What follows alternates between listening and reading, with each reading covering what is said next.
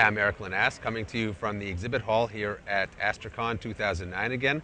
I'm here now with Frederic Dickey, who is the Director of Product Management at Sangoma. Frederic, thanks for joining us. Thank you. My pleasure. So maybe let's get right into it. I know you guys announced a new card today. Tell me about that. Yeah, so it's called the B601. It's a card that combines analog lines, FXO, FXS, with a single span T1, E1, or J1. And it's meant for compact, cost-effective deployment of open source projects or even closed source projects.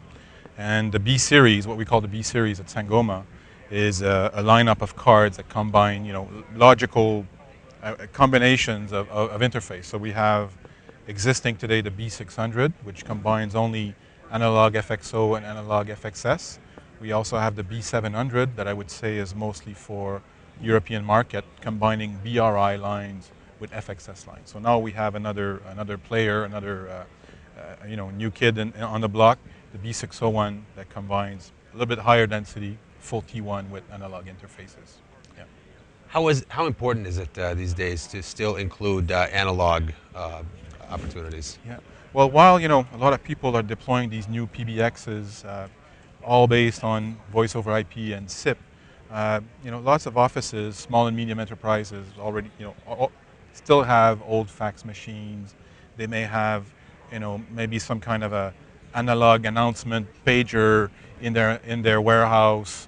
So things like that. So even while you're moving all your workforce over, new SIP phones, you still have something lying around that may need still that combination of FXS.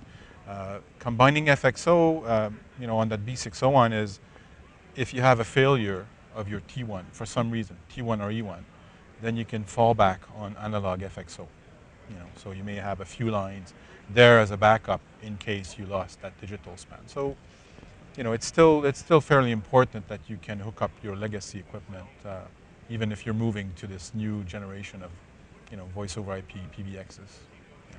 Now, what about integrating fax into the IP communications world? I know there's a lot of talk about that. Yeah.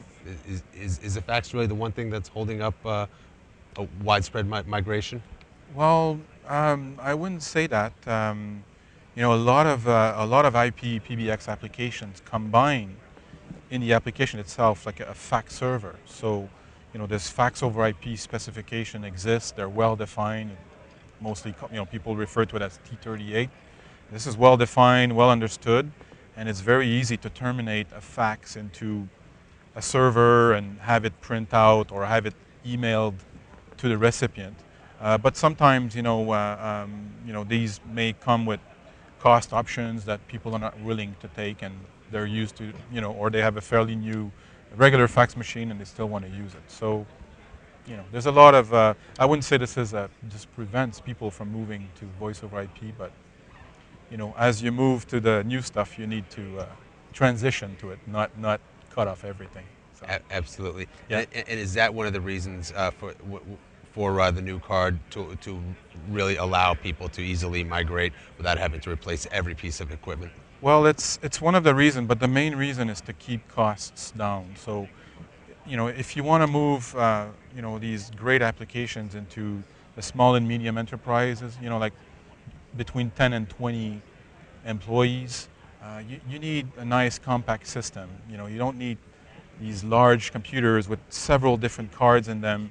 So you want a tight, little, neat integration. A tight server, and that's what we believe we allow. With these kinds of cards. So. Excellent. So is that really what the market for those is? Is you're looking at let's say 10 to 20 end users? Yeah, with this kind of product, yes.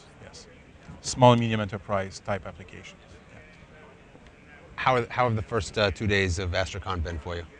Well, for me personally, it's hard to compare. It's my first time, but I really enjoy the energy here of people that have all kinds of ideas, really neat ideas to deploy out there, based on open source platforms. So I really enjoy this show.